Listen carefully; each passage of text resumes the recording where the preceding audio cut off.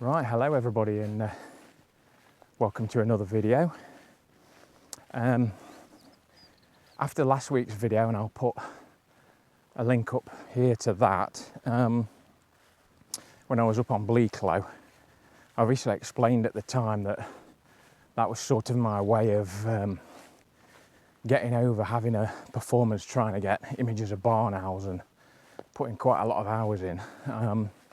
I've actually come back up to the same place today, and it's not looking promising. I'm not looking for barn owls today, although if it turns up, I will take that. But I know this is my best opportunity to get images of badgers at this time of year. I didn't want to miss it, so this is my first attempt really at getting some badger images, so I'm not sure how good it's going to be tonight. Some really black threatening clouds around. I would have liked to come yesterday night really. The only problem being it was 30 degrees last night, so hot, and hauling all this gear, I personally would have been a sopping mess yesterday, so just had to give it a miss. And today is the exact opposite, although it is still quite humid, and I think potentially there's thunderstorms around. So yeah, I'm quite high up here, so I'll have to be careful and may have to run for cover. Right, I've got up to the big field, as you can see behind me. There's no barn owl in there, so at the minute this badger vlog isn't going to turn into a barn owl vlog. I'm still amazed that it's not like hunting on here. I mean, we did have some rain last night as well, so probably the hunting last night would have been curtailed, so you would imagine that they might be quite eager to hunt, but yeah, not seeing anything. This field is terribly overgrown, even since last time I came, so I'm going to have to watch where I'm standing. There used to be a bit of a path down here, which seems to have disappeared.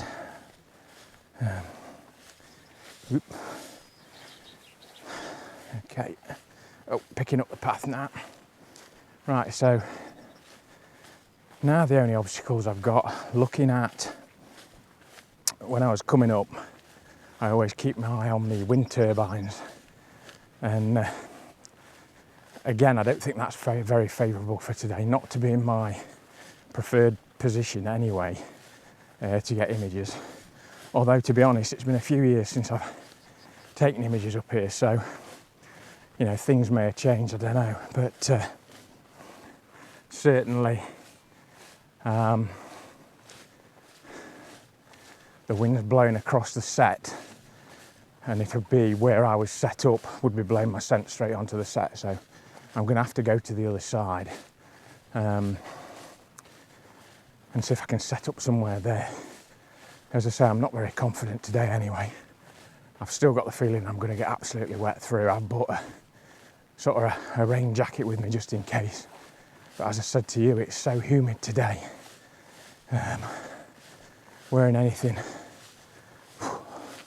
other than a t-shirt today, just wading through the grass.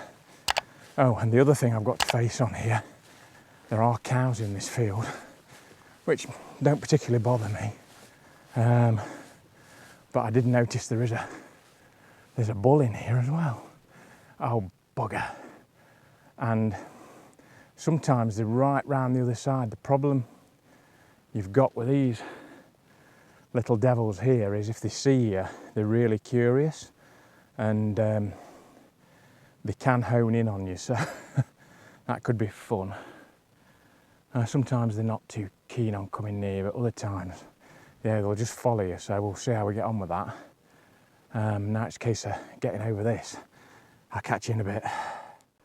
Right, I'll just walk you down to the site. You can see there's some pretty dramatic clouds around. But yeah, you probably can't see those wind turbines, but I'd prefer them to be completely opposite to what they're blowing now. I'll be a little bit quieter. I don't expect them to be out yet. But you can see we're on a hill here. There's a farm across there.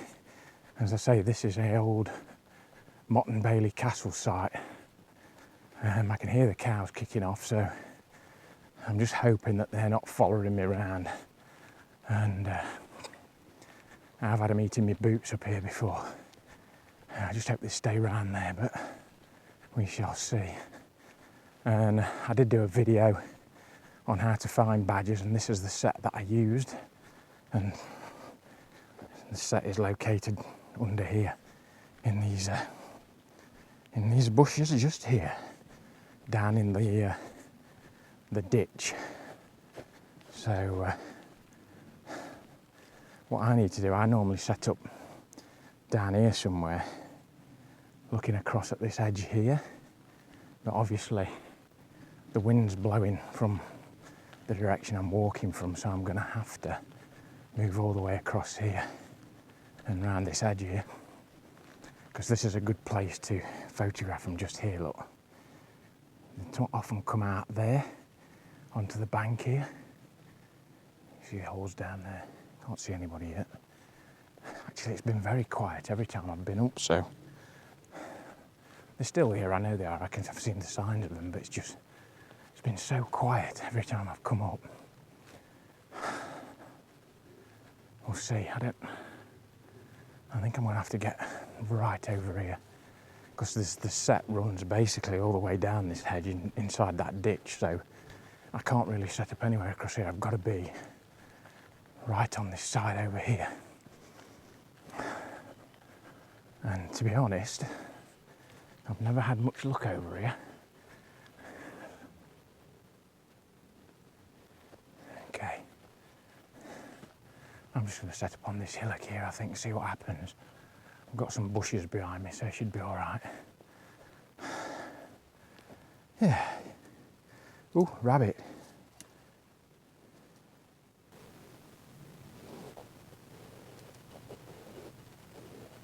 Badgers.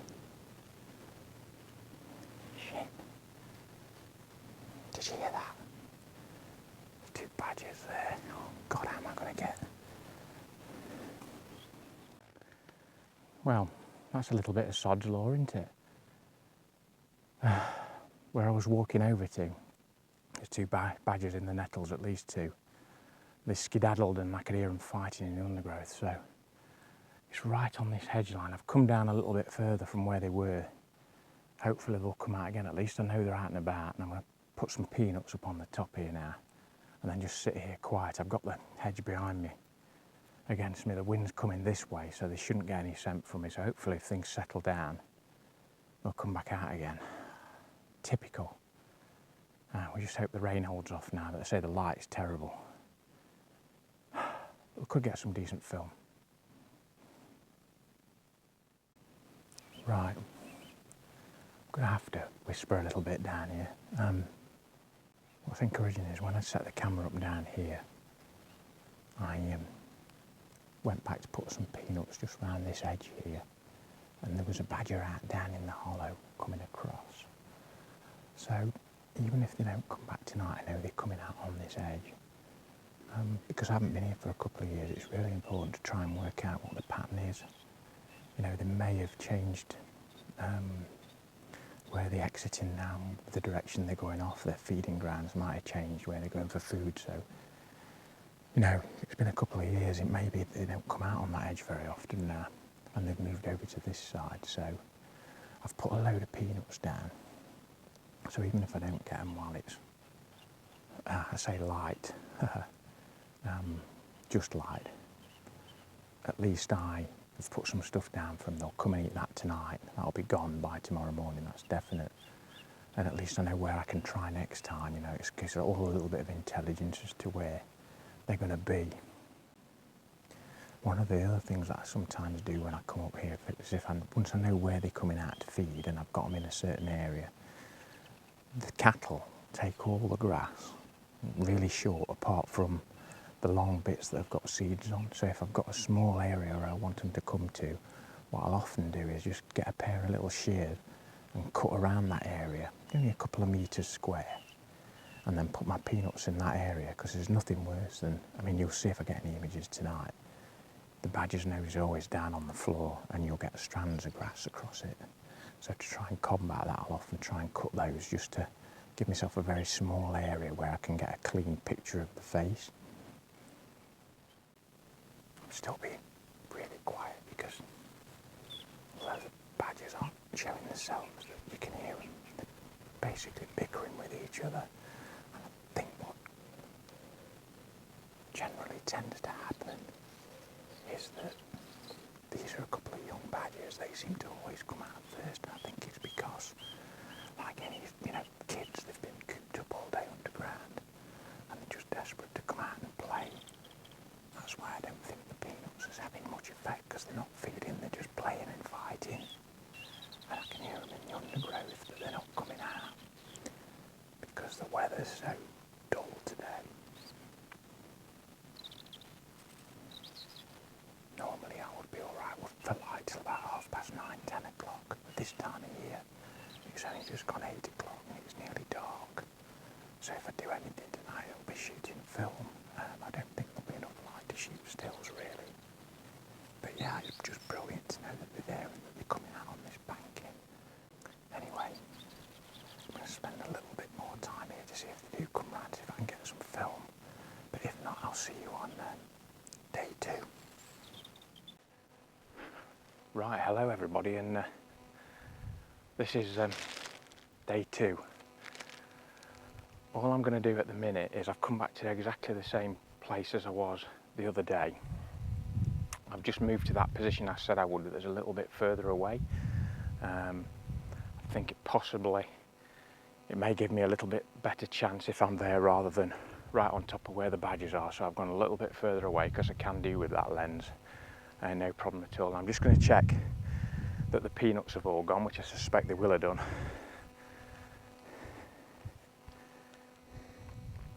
Yeah, every last one. So what I want to do is I've just bought these little shears with me. I'm just going to clear some of these grass stems out of the way and put some peanuts on the top here. And I'm also going to do a little bit over there as well, because I've seen the badgers coming out there. I'm here a little bit earlier today, about half an hour, so hopefully the badgers won't be out. I'm just going to do this and then get back behind the camera.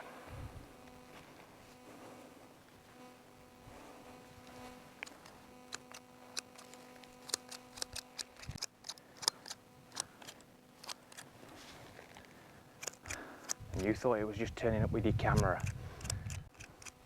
Little hole we've dug here, so I'm going to put a good handful of peanuts in there.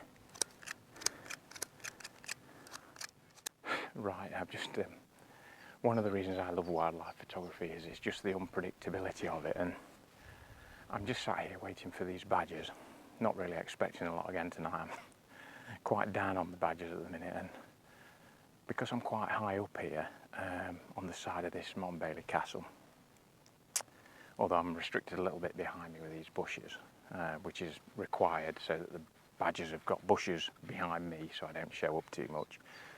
But I'm looking out towards the wind turbines, and there's a field that looks like it's just scrub or been poisoned. It's just really scrubby brown grass, and I thought, what's that moving out there? So I swung the camera around expecting to see something like a pheasant, and there's a fox there, and I'm not kidding, this fox was carrying a fully grown hare.